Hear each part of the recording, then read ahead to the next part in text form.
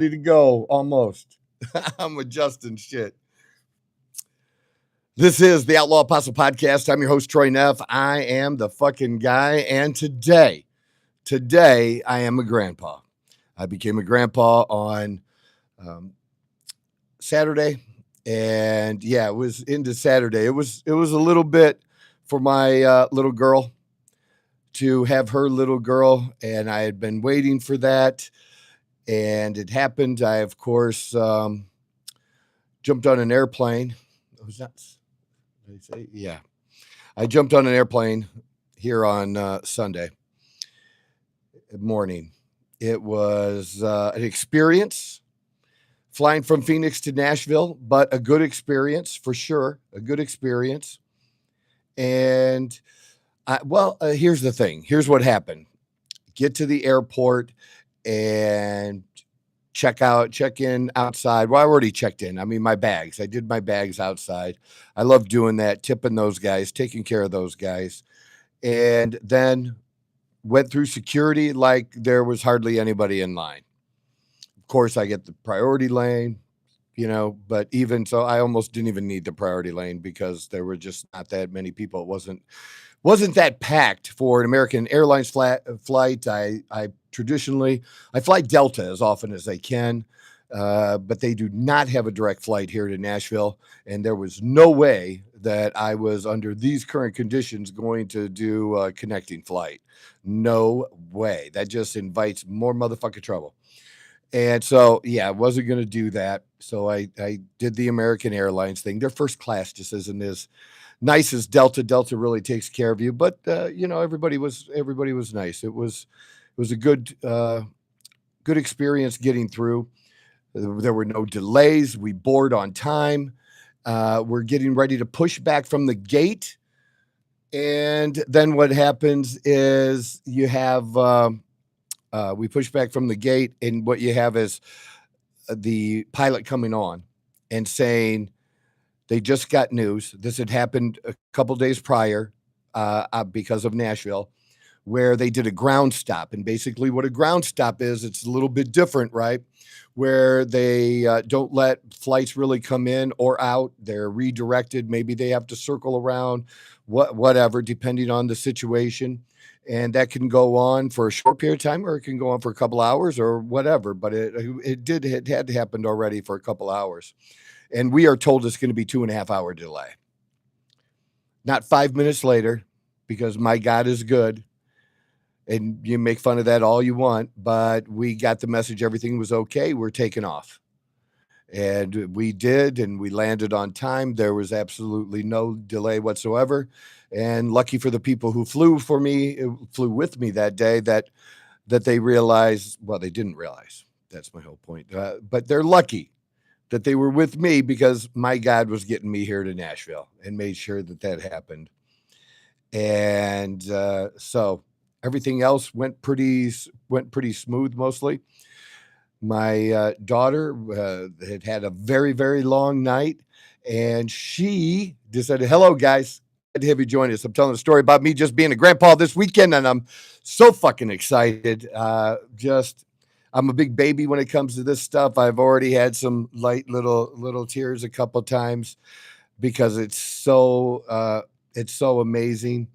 And man, I forgot how little tiny peanut they are. Oh my God, it's crazy.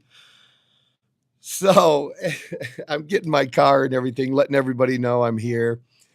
And my ex, Susan, Mimi tells me that Sam would really, really love it if I would get her pizza.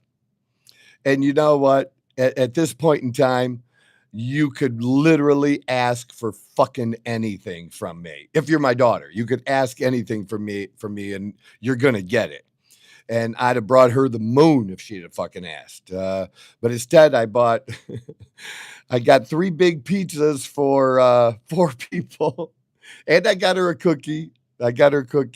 She loved the cookie. It was a great place, though. Really nice pizza and brewery. It was an excellent pizza.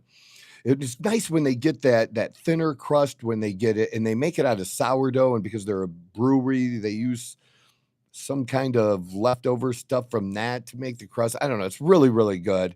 And when you don't have to tell them to on a crust like that to like get it well done, and they just do it, they know what they're doing. So we did that, and as soon as I was able to hold that baby, I put that pizza down. That pizza was not important. Was important was that little baby, and just absolutely just gorgeous. And uh, I can't wait to hold her more. Her name is Quinn.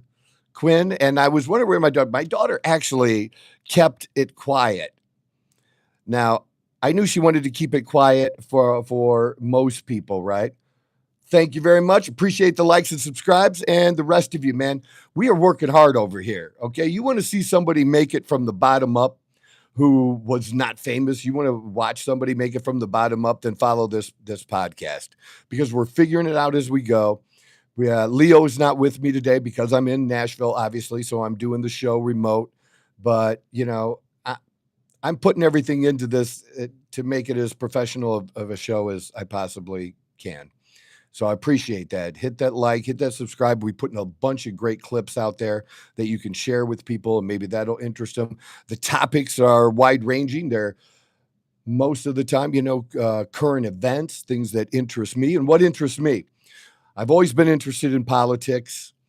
My God, of course, this is not where I'm talking about God every day, but when appropriate, when God is a part of my story, I share that. Even though, yeah, He's a part of my story every day. I'm a recovering alcoholic. I've been sober now. Wow, it's really going back 17 years. And I wouldn't have been able to do that without God. I like sports. I love sports. So I love to talk football. We go to a lot of games. We travel a lot. My girlfriend, Dawn, and I. What else do I like? Fitness. Can't leave the fitness out. That's my business. Fitness is my business. What's not my business is this cold fucking weather here in Nashville, man. That's why I left Ohio was because of that, but just crazy. But yes, help us out. Like, subscribe, check out my other social media platforms. You can find me on Facebook and TikTok. It's a new TikTok account. I've had 2 taken down now, and I've been talking about it. I think it's absolutely atrocious what's going on over at TikTok. Was not controversial, or shouldn't have been, what I posted this last time that created the permanent ban. So I'm starting off fresh again. So I need all my people back. 2 accounts ago, a few years ago, I had been up to 15,000, and I had 15,000 of the best fucking people following me. It was really, really great.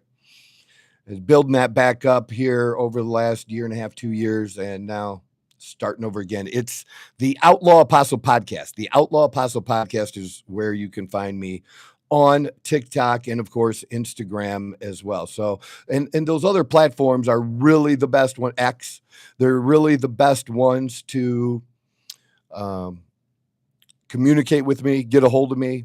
If somebody wants to do that, I answer my messages as best I can. I respond when people post things as much as possible as well. Now on TikTok, you got to be wary about TikTok because there are a bunch of fake accounts of me. For somebody who's a nobody, they like my videos, they steal my videos and create fake accounts to rip people off because I talk about PEDs. I talk about TRT. I talk about hormone replacement therapy and the clients I have and the things I do helping people out that way. And then the fakesters, the fraudsters out there, because they got nothing. They have no real content. They're not really into fitness. They're just into ripping people off. They use fake pictures of bodybuilders. And then what happens is, they steal people's money pretending that they're me. I've contacted TikTok so many times, and it's not something that's supposed to be allowed, but they do it. Anyways, they allow it. Yeah. But like I talk about the Trump and the Epstein files, and all of a sudden that's like terrible. And my account gets taken down. And again, what I said wasn't like really controversial either. So, but yeah, do that. So back to being here, back in the nursery. So Quinn is my daughter's, my grandbaby's name is Quinn. She didn't tell anybody, my daughter. She didn't even tell her mother. And I was so shocked she didn't tell her mother. Who doesn't tell their mother? She did tell her mother. She had to wait just like I did, which actually, I'm glad I wasn't the only one. But hey, that was her thing, and I was totally good with it. Whatever she says, mama rules right now. I'm so blessed, and I love my daughter so much, and I'm so proud of her and everything she's accomplished in her 31 years. So, this is just phenomenal, right? She tells us Quinn. Now, my daughter is Samantha, and I named her Samantha. All right, Samantha came from Bewitched. That's where I got the name, and I got to name my daughter. Thankfully, my baby mama agreed. She liked it as well, but that's where it came from. It came from Samantha from Bewitched. Her middle name is Jordan, which, of course, at the time came from Michael Jordan, 1994. And then by the time my daughter was born, Michael Jordan had, first retirement, going to play baseball. And I'm like, oh my God, my kid's not going to see the greatest player ever in history of basketball. And I was like, shit. And then he came back, and then I used to take her out of her crib or her bed, very young age, and just sit on my lap while mom was in bed, and we'd watch Laker games and Chicago Bulls games. I'm a Lakers fan, but I'm a fan of greatness and great players, and Michael Jordan is all that and more. So I like the Jordan because I could call her Sammy Joe, and I love calling her Sammy Joe.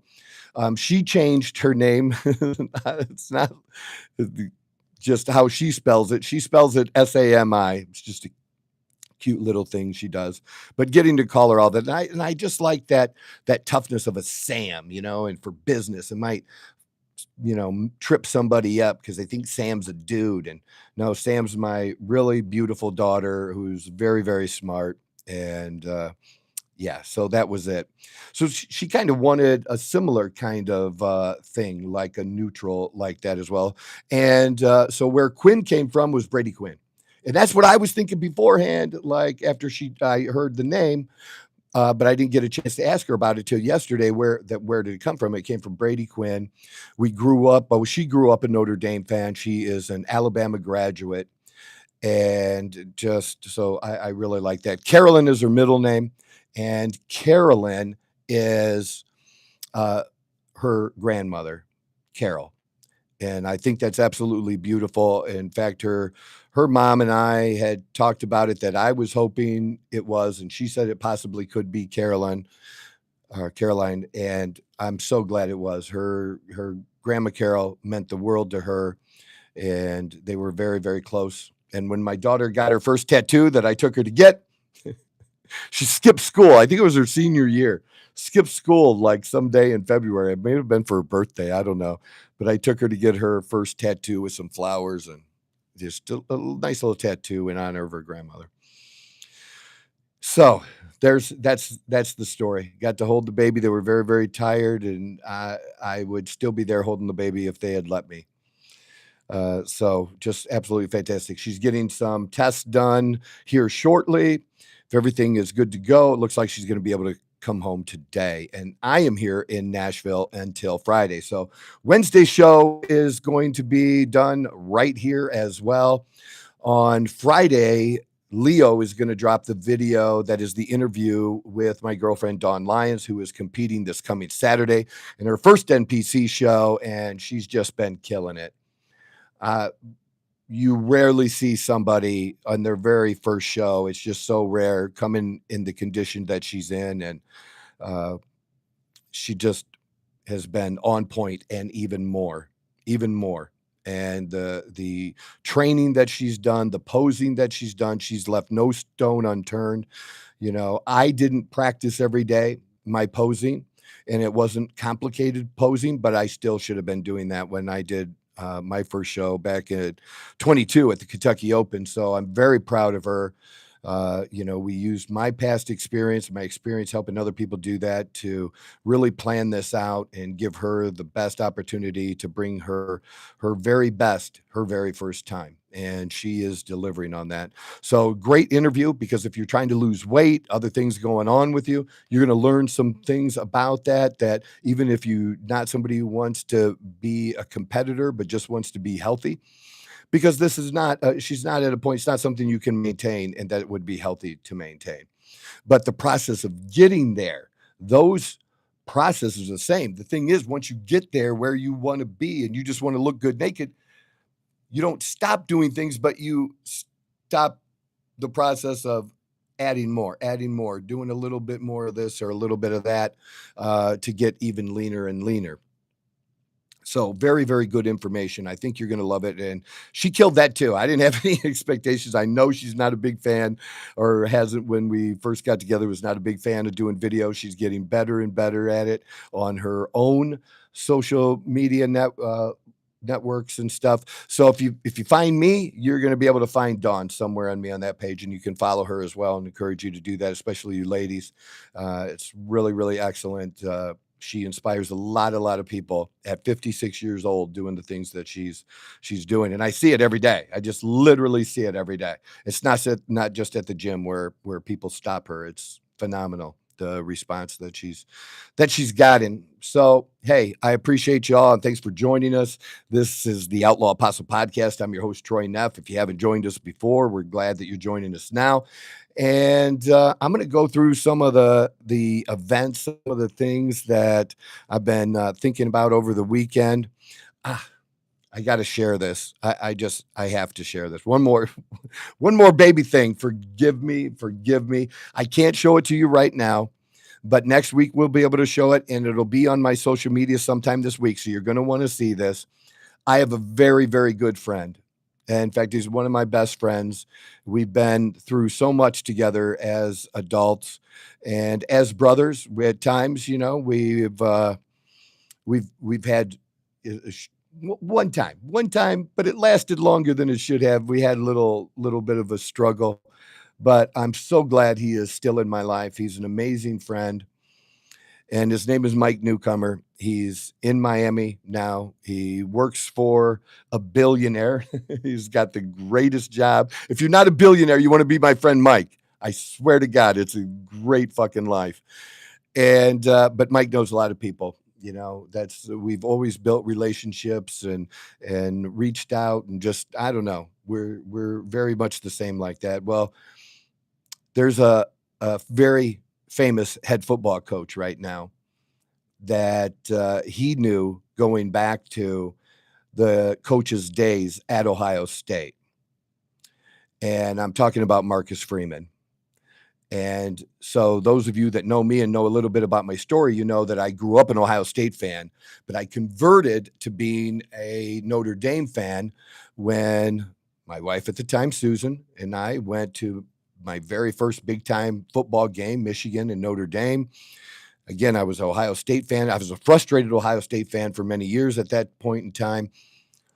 And Michigan was beating them up and down the field. And, if you're an Ohio State fan, you hate Michigan. And then the Rocket Ismail ran it back for a touchdown. Touchdown Jesus, one of the big moments that, have happened in that great stadium over the years. And that was a big one. It was huge. They win the game, and I converted, and I was been a Notre Dame fan ever since. And that was in my early 20s. So I'm 57 years old. So I've been a Notre Dame fan for over 30 years. Raised my daughter as a Notre Dame fan. My daughter went to Notre Dame soccer camp. She also went to North Carolina soccer camps, but yeah, Notre Dame all the way, right? And so my daughter, though, loved football. She went to Alabama, and she helped with the Alabama football team by showing parents around the school and things when recruits would come in and things like that. So that's one of the reasons she chose Alabama, because it's a phenomenal campus and great football team and loving football. So that's kind of the story behind that. And while she was still in school early on, I think I don't know, might have even been her freshman year. I'm not sure. I believe it was her freshman year. They went to Notre Dame and Alabama played in Miami in the national championship game. I flew down, and my daughter came and we went to the national championship game, and it was an amazing game for Alabama. Not so much Notre Dame that day, but she had a split jersey made, showing her two allegiances, Notre Dame and Alabama. It's a great jersey. I wonder if she still has it. It was very, very cool. So yes, back to Marcus Freeman. So my friend knows Marcus Freeman. He's spent a lot of time with him. Uh, he used to stay at his condo back in Toledo sometimes when he was a player. And so Mike has kept this relationship. It's a very close relationship. And he messaged me the other day and he told me he had an idea. He had a plan. And he shared that plan with me. And I gave him the information yesterday that he wanted. I gave him the information that he could, like the ocean.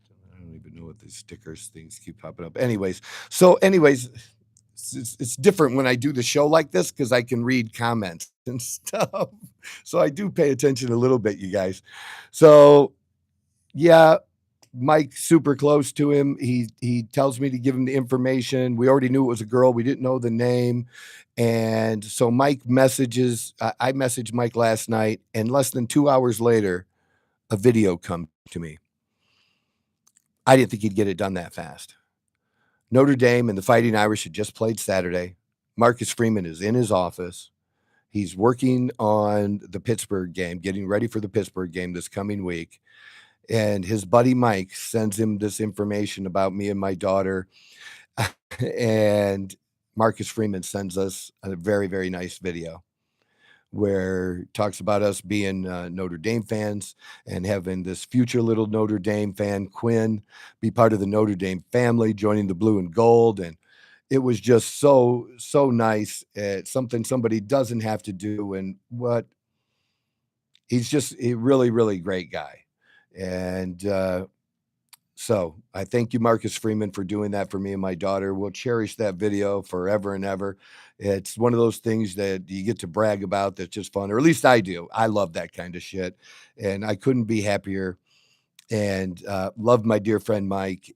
And again, just lets me know how blessed I am with the people that I have in my life. People come and go. People come and go. And that happens. And some people stay. The right ones stay. And it's been a long journey for me, and I'm not done yet. I got longer to go. And I'm glad I get to do this with people like that. It meant the world to me. My daughter loved the video. Her husband, Bobby, loved the video. Bobby is a great young man. And so, you just want the best for your kids, right? You just want the best for your kids. And, I fucked up. I fucked up multiple relationships and just done dumb shit.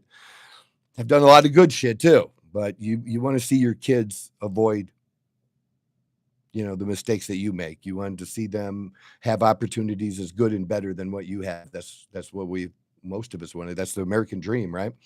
And the only place you can get the American dream is right here in America. We are a blessed fucking country. We have our problems, but you'll never get me to just bad mouth, bad shit in my country. Now the government's a different thing, and politicians are a different thing.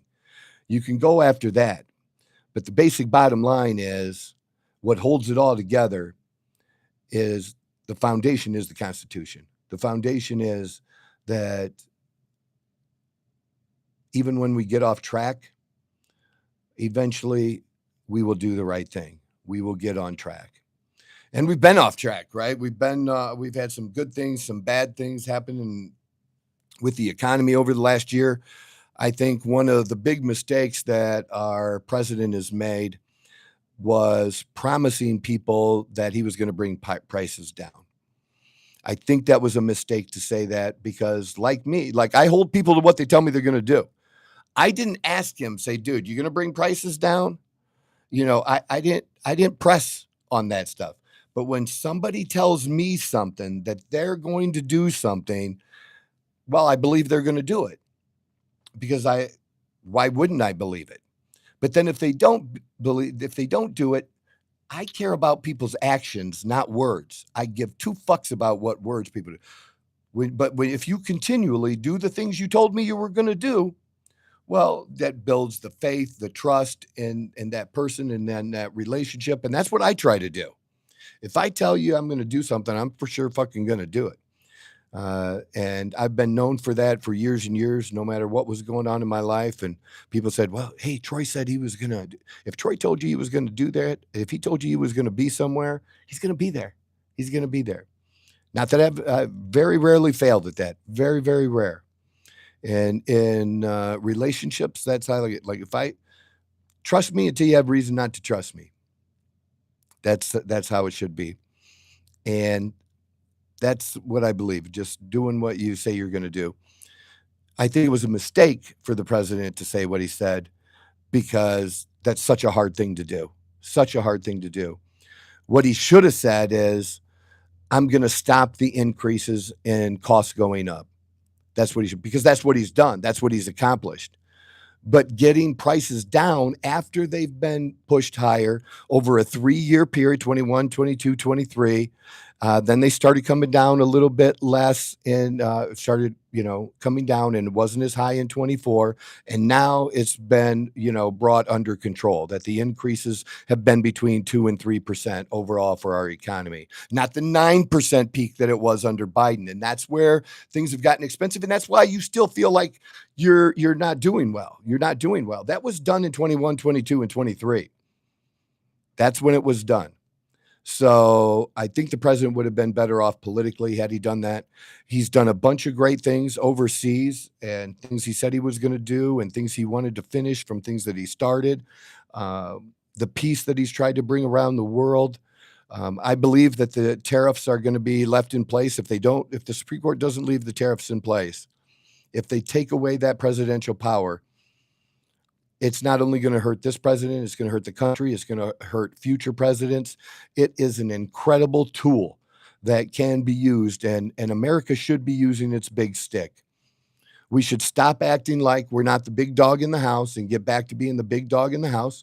But when you're the big dog in the house, that doesn't mean you're an asshole. Just do the right things. Be the big dog, but then do the right things. I think we'd all like to see more of that.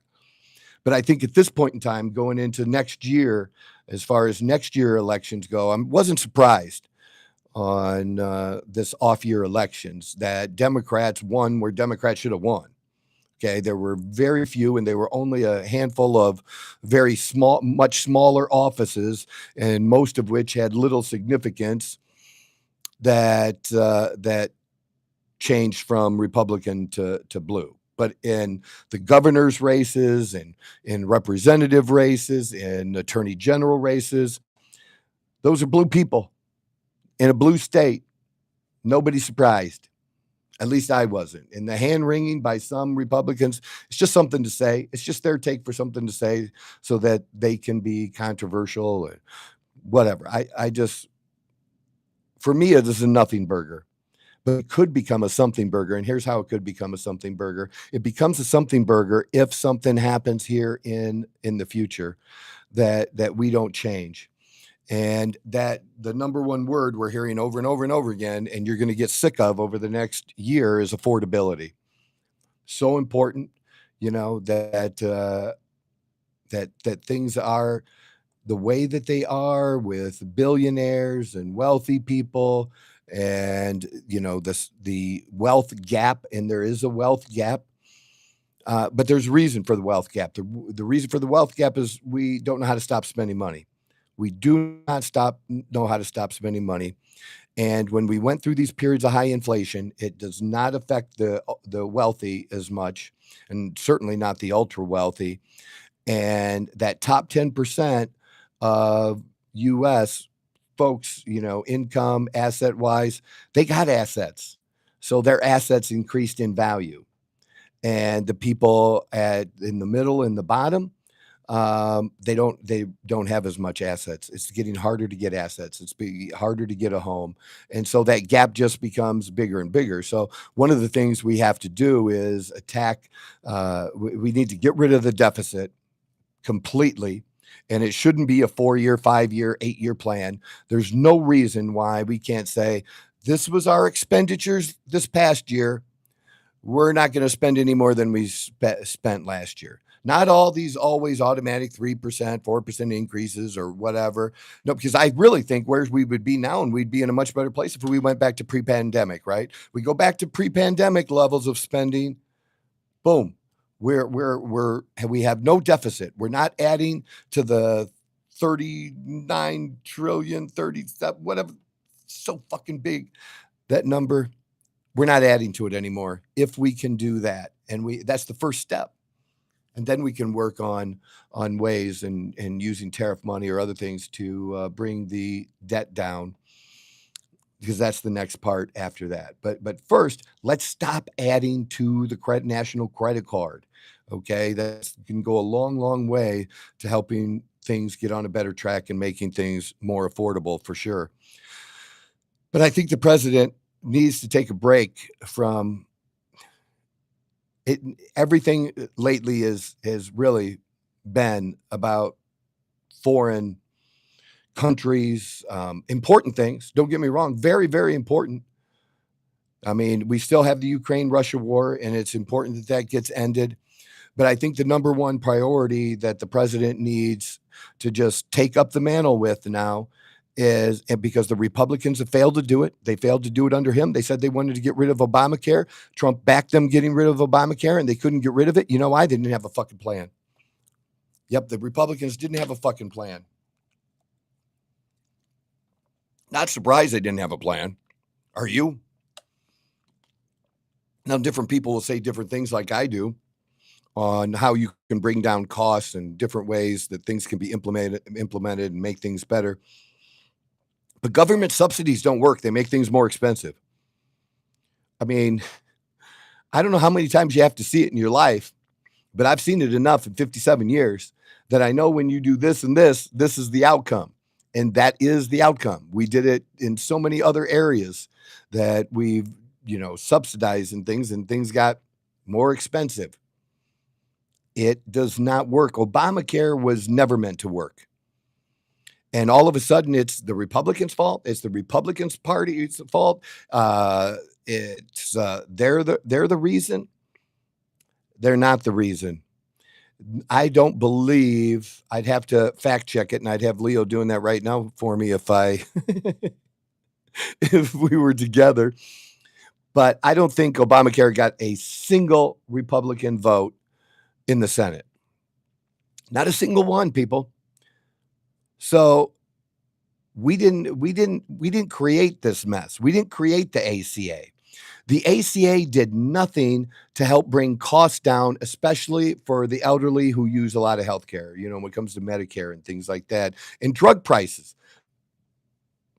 Nothing was negotiated. Trump's tried to bring down drug prices. Biden tried to make some changes and bring down some drug prices. I'll acknowledge that. And then Trump again, bringing down drug prices. Trump also tried to create some transparency where they kind of have to tell you what different things cost so you can compare. And that's the thing. See, you don't compare. You don't compare. You compare you talk to different doctors, not because of how much they charge.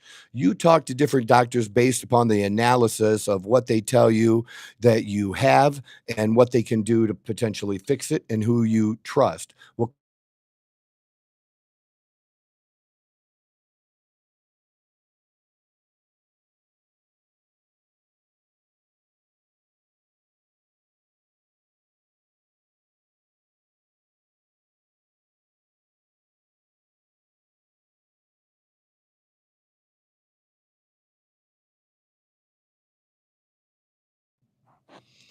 I don't know what I did. Sorry about that. I don't know what I did to get this to come back. I've struggled with that before. I thought I blocked calls coming in so that wouldn't mess us up, but it did. Oh, so yeah, all good now. All good. I got it back. I don't know what happened there. If you did that, Leo, I appreciate you, brother. It just would be like, oh God, man, such a pain in the ass. It is. I got to figure this shit out so that that can't happen.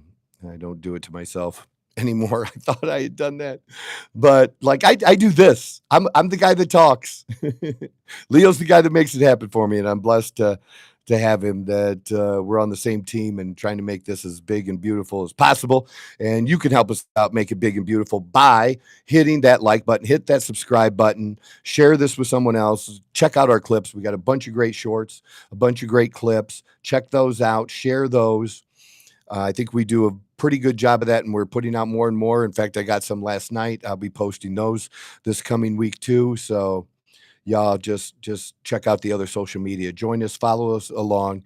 Truly watch this journey that from someone starting from just from scratch, starting after the gun was already fired, starting late, and trying to catch up and just grinding it out.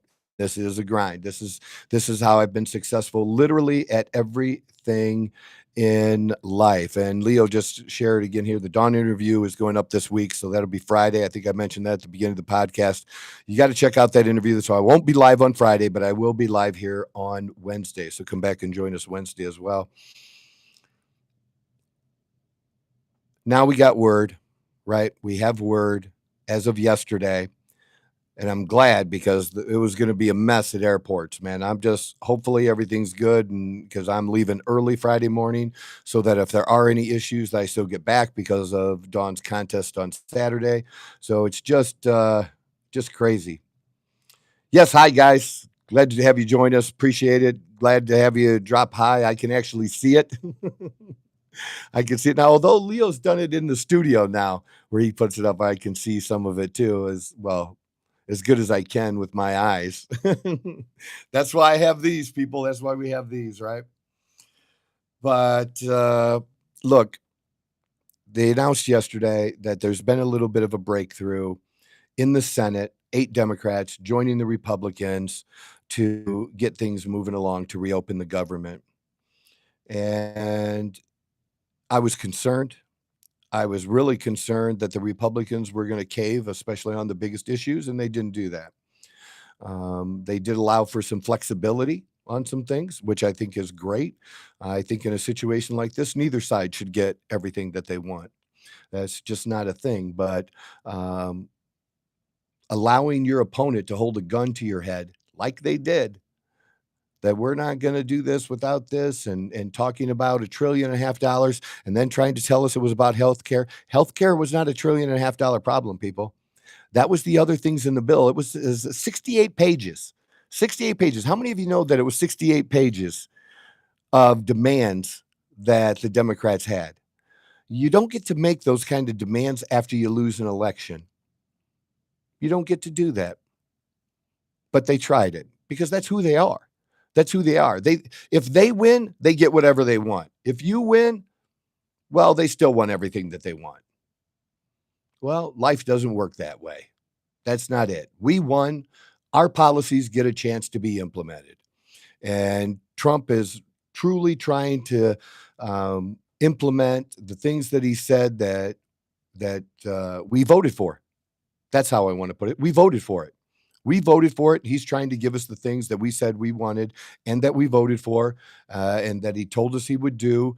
And you don't have to like him, but to say that he's not delivering on the things that he said, he's been delivering more than anybody else I've seen in the past.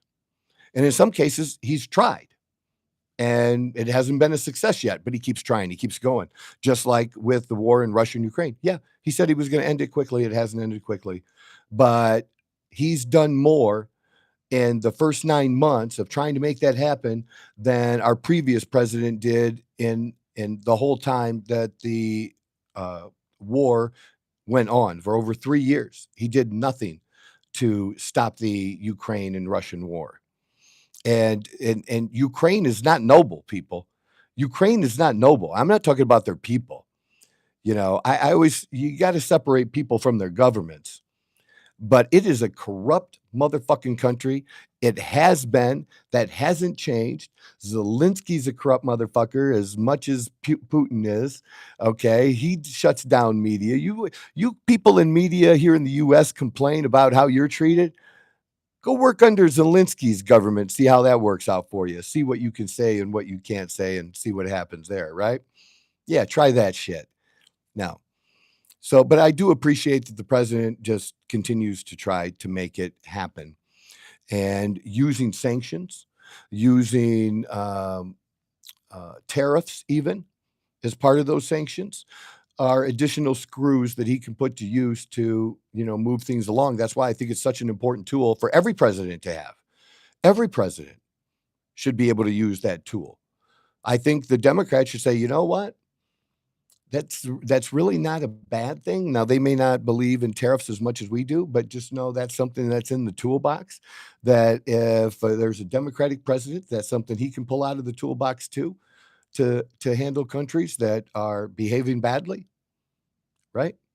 I think that's a why wouldn't you want your president to have that tool? It just seems stupid.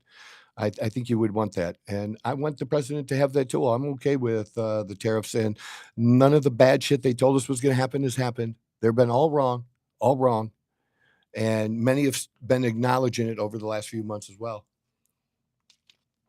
And the longer they're in place, and the longer this goes on and on, guess what? The more we know that they're working. Did it create a little bit of chaos for a minute? Yeah, they do. Things changing. The world order is changing. We had taken a back seat since Obama when he went on a tour and apologized for the United States being the best. Oh, we're really not the best, and we got about no, man. That ain't who we are, man. We do good. We do good. When we don't, we acknowledge it. We fix it. We want to do things the right way, and this is just a great country. You're not going to get me to say otherwise. I'm just not going to join those people. I just can't. That's not my mindset or my way of thinking.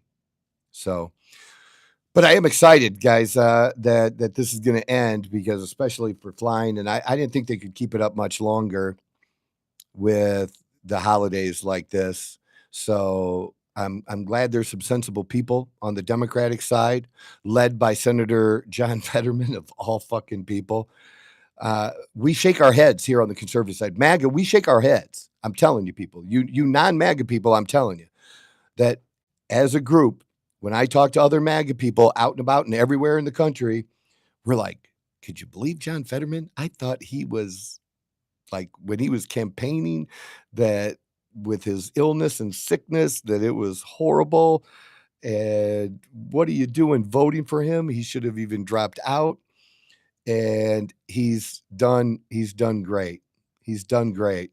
So like, wow. He's not a Republican. He is a Democrat, but he has some pragmatic views, much like President Trump. Trump is not a Republican. Trump is a pragmatic.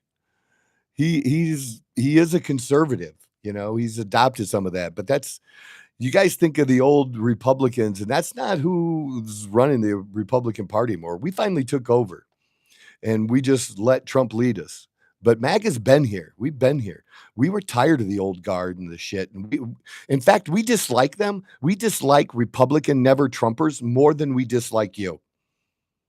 We dislike them more than we dislike Democrats by a lot, because they're just so god awful and condescending. Fuck them.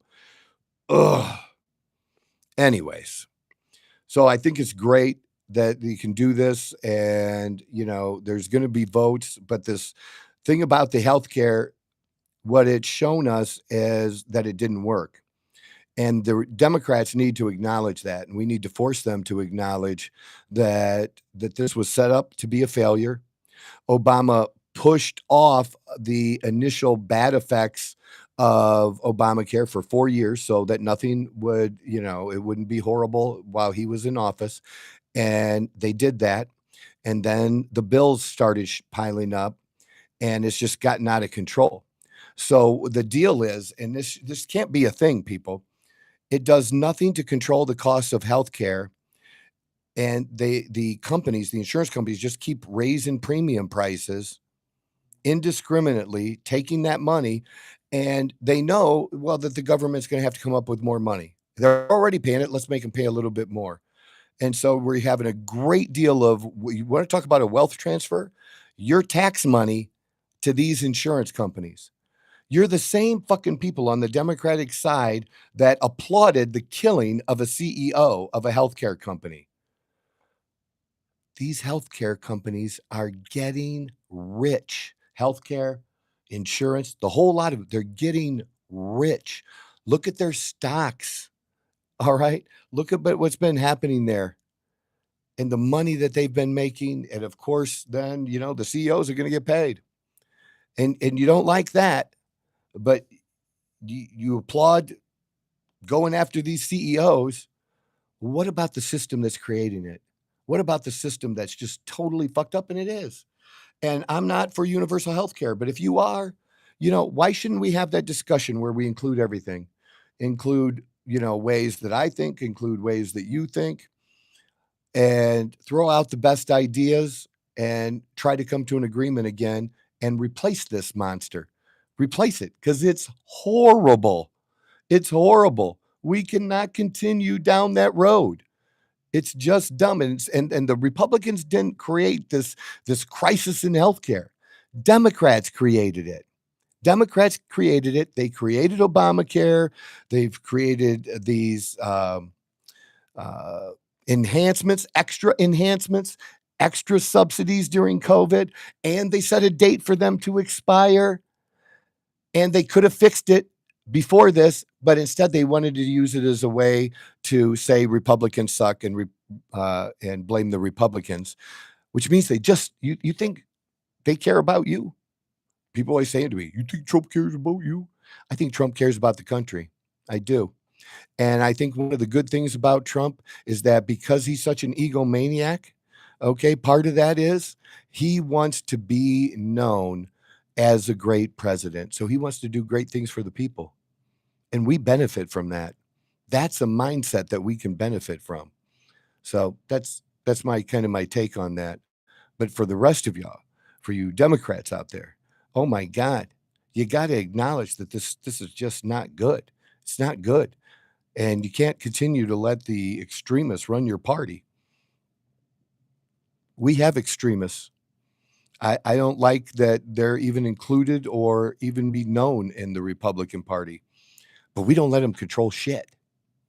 We denounce them all the time, and we'll continue to denounce them all the time because they're not really Republicans. They're not really MAGA. So, all right, guys. I'm telling you, we need to do something about healthcare, and we need to do it really soon. And over the course of the next year seems like a great time to do it, especially with midterm elections coming. I think either party should want to take up that mantle and campaign on that. So start working, dudes. Start working. Start coming up with some ideas. Start sharing with the American people about how things can actually get better, how we can create, there's only one good thing. There's one good thing about Obamacare, and it's not a big enough thing that we should say, well, Obamacare is great because of this one thing. And I will tell you what that one thing is, and you'll agree with me. It's having coverage for pre-existing conditions. Okay. Well, we can have that without all the other bad shit. So in whatever new plan that comes out, that always needs to be a thing. Once you're covered, you shouldn't be able to not be covered because of a pre-existing condition, right? And you got to make it affordable for young people to do, because you don't want somebody if you know how insurance works, is everybody contributing, and you don't want somebody not contributing because they're young. They don't think they're gonna experience any bad things, and then something bad happens, a terrible disease happens, and then they try to get coverage then. Okay, because then everybody will only have insurance whenever something really bad happens, and that can't be a thing either. All right, but the pre-existing conditions that we have under Obamacare, that kind of thing needs to continue. But that's it. That's the only good thing about the whole fucking package. The whole package. That's it. It's not worth the trillions of dollars that are being spent now. So we got to do something else. But I'm glad that people are coming around, get the government open, and hopefully, by the end of the week, that'll be done, or at least hopefully that people look. Here's what I heard this morning. Somebody and they don't make $45,000 a year. They made $45,000 a year 30 years ago. All right. I haven't looked it up, but I will when I have my Leo. That I'll look it up. But air traffic controllers, they make some decent money. I've seen the test. I've seen the book years ago that they used to study from. And, it's a lot of math and things like that. But there's a lot of job openings, people. As I understood Secretary Duffy just saying today, I believe it was, or maybe he said it yesterday, but I just saw it on live news today, that they get a small handful, a couple people, every week retiring. And even under the Biden administration, they didn't have enough air traffic controllers. They weren't replacing people fast enough. There was a big need for air traffic controllers around the country. And we weren't really doing anything about it. And they're trying to do something about it now. And the cuts were made were not to get rid of air traffic controllers. But now, and especially because of this, with this happening over these last 40 days, the number of people retiring has been skyrocketing. It's an unusual number now. They're like, somebody maybe has a couple more years in them. And they're like, you know what? I don't want to keep putting up with this shit. I got to work and I get paid. Fuck that. Fuck that. My congressman's getting paid, but I don't get paid. He's not doing his job. I'm doing mine. He gets paid. I don't get paid. I don't blame him. I wouldn't like to work under those conditions either. So, what's a good job? For some of you people, even in college, man, you decent at math, I'm pretty sure an air traffic controller makes more than a lot of teachers do starting wage. All right. That's a good job. Good benefits. Federal government employee benefits are always good. I was a financial advisor for 24 years, owning my own investment company. And I can tell you, with all the government workers I work with, they were all solid middle class, all solid to, middle and just a little bit above middle class, and did well. So there's a lot of those jobs out there, people. So you need a job, go get a job. Go become an air traffic controller. It's open. You got to think, man. Because, look, we're not all blessed. And there's times in my life where I just had to do what I had to do to provide income to be able to just live. And that's how it works. I didn't get to, I wasn't passionate about being a laborer. My only passion came from treating the job like it's where I was supposed to be, that I wasn't doing the job for the employer. I was doing the job really for my God, that blessed to have a job, and that, God gave me that opportunity that's led to so many other things since then, and me building another business again. It was an important time, but the actual job itself, yeah, man, that's not something like, man, I contribute to the world. Now, I will say the project I got to work on was really cool. And I did take a little bit of pride in that. I do have to say that now that I think about it. I did take pride, because I think we should be building more of these natural gas power plants. And that's what it was from the bottom up. And it's clean energy. And it's energy we have a shit ton of that we have so much, we cannot even begin to tap all that we have. And we should be sending it all around the world, because we have more natural gas reserves than any other place in the fucking world. The world needs energy. Natural gas should be a big answer to that energy. It really should. And it's nice to hear that we're getting back on track. We might see more nuclear projects too. I think that would be great. It's been too long. We got off that was a wrong track. And these power plants are way different than what they were years ago. These nuclear power plants ain't nothing like Chernobyl, all right, or 3 Mile Island. They're way different than that now, all right. But yeah, we should get back to doing that. But sometimes you just have to do what you have to do. I'm lucky enough. I get to do what I do now and help people with their health, help people change their lives, make a big impact on their lives. It makes impact on their marriages.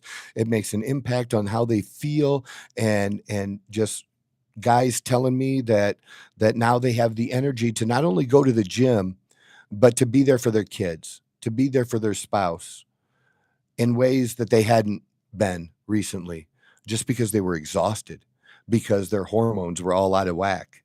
All right. It's that fucking important. It's that important. And the fact that I get to play a role in that and I enjoy that and the figuring out the pieces of the puzzle and what this person needs is different than what this person needs. Man, ah, that's just doing good work and at least for me and that I enjoy. But we all don't get to do what we enjoy, you know? Sometimes we have to do what we have to do. So know that, do what you have to do, work towards the things that you want to do. And hopefully you get that opportunity to do that. I'm all for cheering people on and taking risks and learning and building their own business, starting a side project. I laugh. Some dude tried to like talk shit about me uh, because I had been, well, I still technically am a promoter for Lavelle, the supplement company. Oh, it's a scam. It's a well, because it's marketing, and you're like it's trash. Like anybody that does this is trash. Well, that trash helped a lot of people. Vitamins help people. If you don't like vitamins, don't take them. And a pyramid scheme. That's the word I was trying to come up with. So yeah. Oh, your pyramid scheme. Pyramid scheme is when they take your money and you don't get anything. That's what a pyramid scheme is. It's not a pyramid scheme. Now, there's some bad companies out there. There's also some good companies. There's good supplements at places like Walmart, and there's shitty supplements at places like Walmart. And the same with the supplement stores. Okay. Um, there's GNC. They have some good supplements in there. They also have some shitty supplements in there. Just because it's a store like that you can walk into does not mean their shit's good. And just because somebody orders vitamins through somebody like me does not mean they're bad. That's just a stupid thing to assume or ascertain. And it helped me move away. It's something I started doing that didn't cost a lot of money, that I believed in. I believed in the products. I still take the products today. You don't hear me talk about it as much like I used to, but I still take their products today because I believe in them and the things that I take did work for me. Now there's a couple products they have that I don't like. And I would tell the CEOs that too. Like, why don't you make this better? And here's how you can make it better. And this is what should be in it that's not in it. There's a couple things like that. But they have some other really good products. Their baseline vitamins, minerals, nutrients, great program. It's just fantastic. And so being able to help people with that was good. It got me into doing sharing more of the fitness things. I had been doing the hormones myself and helping out some other people. It helped me expand that. This person didn't know me from anybody. He didn't know me, but wants to assume or like attack those kind of things. Like, doesn't matter. When people attack you like that, it doesn't matter because they can't change the fact that you have done things and that you're still doing things. And at 57, I'm still doing things. And I don't care if somebody thinks my house isn't big enough or if somebody doesn't like my cars because a vet is just a Ferrari wannabe. I like my vet. I'm the one driving it, and I drive it all the fucking time. You don't have to drive it. You don't have to like it even. But it is it is what it is. You just gotta do you and shut out the noise. Shut out what other people think about you, especially what other people think that don't even fucking know you. But yeah, that you'll get people that'll do that. He commented. I was like, "Where'd this comment come from?" Dude commented on one of Dawn's posts. I don't think he's on her friends list, wasn't on mine, and a great picture she had up the other day. Said she had a manly waist. I don't even know what that means. I don't know what a manly waist is, and I don't know how it could be manly, honestly, because it's ripped. She don't have a beer gut. To me, that would be a manly waist, right? A beer gut. No, she don't have. The chick is fucking ripped. to shreds. She is the equivalent. Now, think about this, folks. Most of your influencers and models and stuff that are hot and ripped, they're 9-10% body fat. Dawn is 9% as a woman, which the equivalent would be 4% as a man. That is top level conditioning. That's the condition that pros get into and amateurs get into to become pros in the bodybuilding world. That is elite, elite. I got into the single digits. I didn't get low enough like Dawn has done. She's by far, without even stepping on stage, done so much better than what I did my first time. But to say she had a man, like, what the fuck are you talking about, dude? And the dude has, I don't know, like 100 people. He's posting every hour. I looked at his pages. Dude's posting every hour, and in stuff he posted 5 days ago, he's got one like. One. Like, dude, who you fucking talking to? You know, if social media isn't your thing, if you just get on social media, talk with your friends, stuff, that's all good. That's all great. But people create these fake shit accounts and they're trolls and they do this dumb shit. It just is. It just is what it is. But yeah, I don't care what somebody thinks about my time as a promoter for nutritional supplements. It's something I did. It's something that helped turn my life around after I lost everything. It's something that didn't cost a lot of money to start, like I said, and that I could that it was the results I got were the results of my hard work. I didn't get to the highest level with the company. I got to the second highest level. One of my best friends did get to the highest level. Uh, and you know, we're still very close today. He's one of my best friends here in the Phoenix area when I'm home. Yeah, it is life changing. It was life changing for me to get on a different path and do something on the side. So do that. Do whatever it takes. The one thing you can't ever control, you got to, I hope people start picking this up from what's going on with the economy, with the government, everything. Stop counting on somebody else to do shit for you. Just stop it. Stop it. It's on you. Nobody's coming to save you. It's on you. You got to do it. That's the American way. It is. And nobody's holding you back. Your race isn't holding you back. Your religion isn't holding you back. Your gender isn't holding you back. Unless you have 20 of them, it's not holding you back. You're holding your back. You are holding yourself back. Always. That's always the way it works. Get out of your own way and just get to grinding. I mean, maybe I'm wrong. Okay. But I've learned a lot of lessons as an old man. Maybe this time I'm wrong. Maybe all the hard work I'm putting into this microphone, maybe it'll be nothing.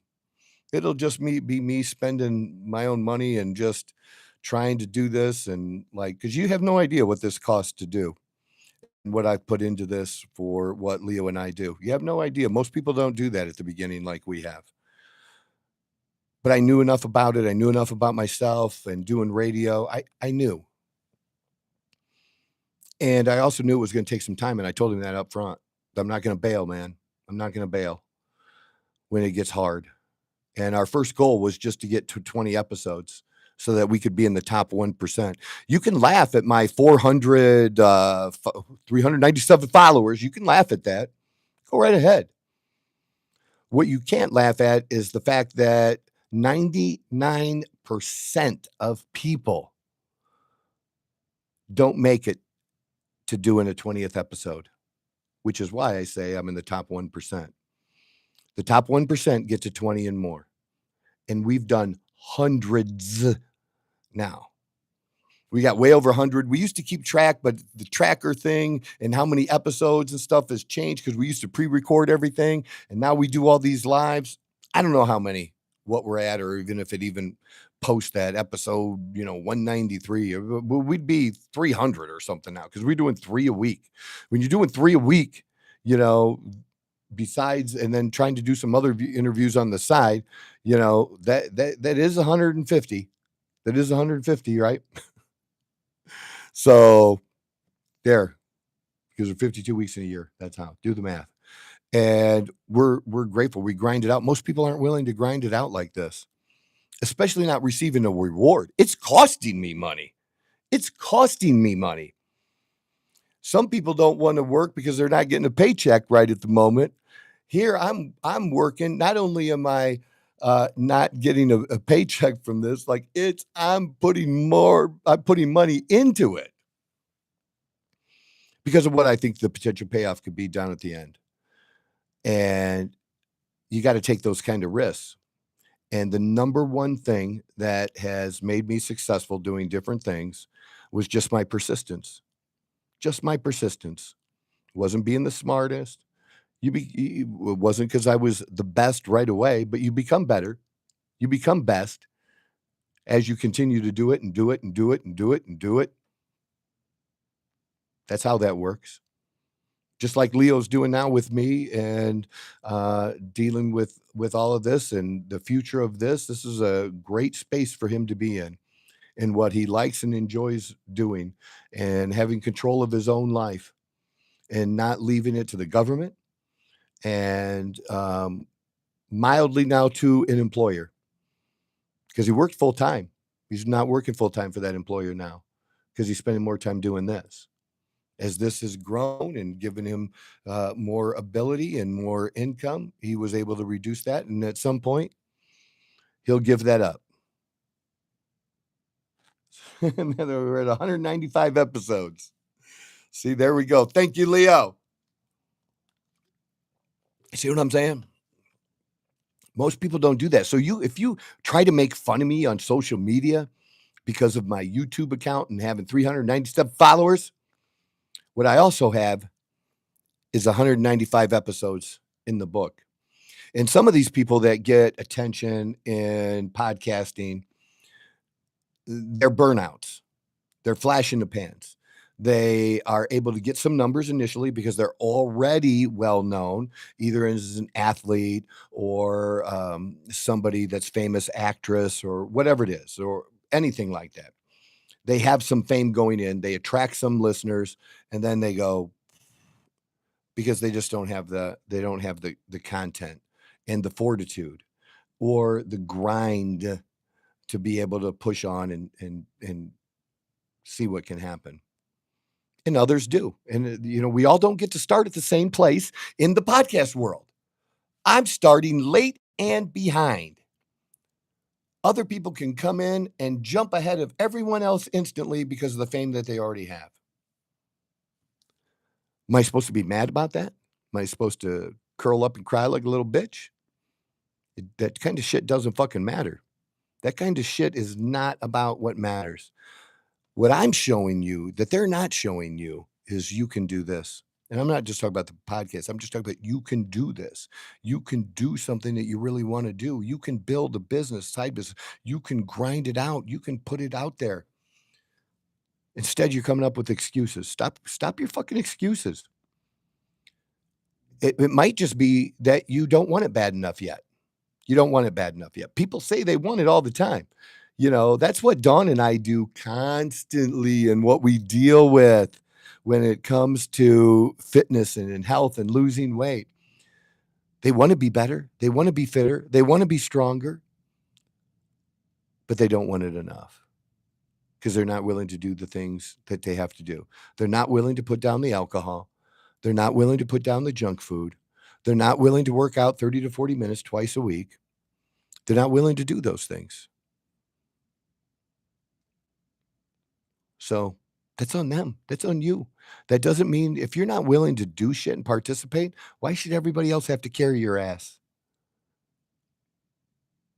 We should not have to carry able-bodied people, and people that need help. I'm all for people that need help, but a lot of y'all, and some things I'm going to get into with Leo that I seen that I wish I could have talked about today that I had video of is there's a CNN clip going around. And if you get on my other social media, you're going to start seeing this stuff pop up that I'm going to post about it. Okay. So please check out my other social media, TikTok, Facebook, Instagram, X, because I'm going to be posting these things. But there was a CNN host talking and she was like totally didn't understand what the fuck she was saying and how big a deal it was. But that her nail technician in Washington, D.C., said they were going to have to fire a couple of other nail technicians because their clients didn't have money to get their nails done. Or I'm sorry, it was lashes. Didn't have their money to get their lashes done because of the SNAP being down. So what that means is these people had their own money and they were getting SNAP benefits. And the SNAP benefits were buying the food for the family. And then they were using their own money to get expensive eyelash and eyebrow shit done. Eyebrows, maybe it was. Yeah. I figure it out as they go. Do you know what bullshit that is? You mean that person's in need? That's the person we're fucking helping? The person that their priority with their own money isn't the food?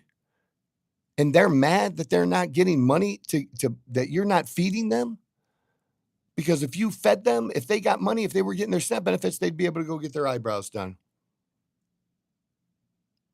That is dumb as shit. She actually said it. It's been going viral because it's such an insane thing to say, and had no idea how much that would piss people off because that's what people think. They think about people scamming the system, right?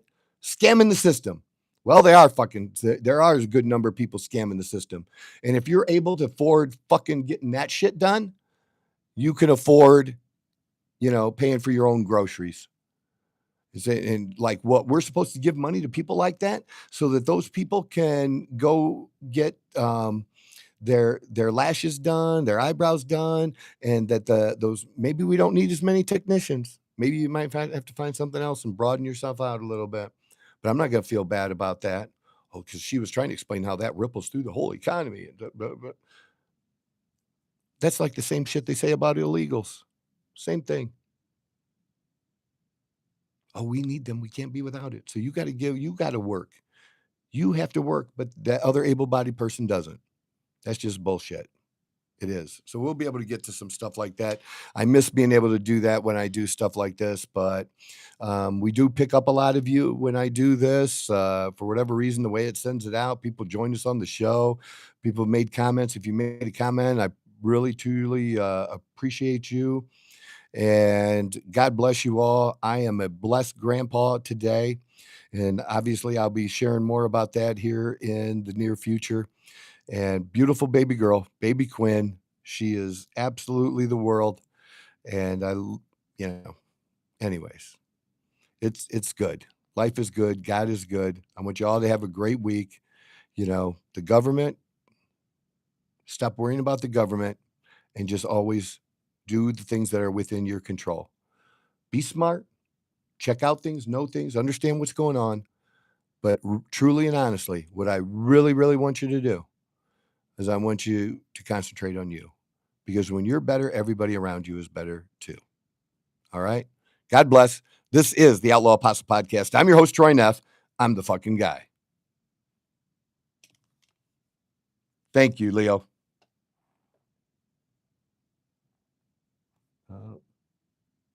There we go.